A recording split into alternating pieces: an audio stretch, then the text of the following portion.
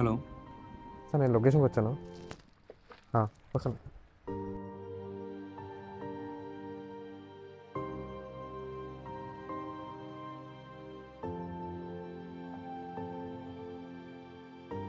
Thanks.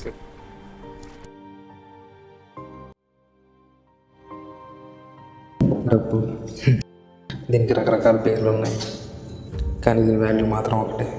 ఈ note ఎవరి దగ్గర ఉంటే వాడే రాజు.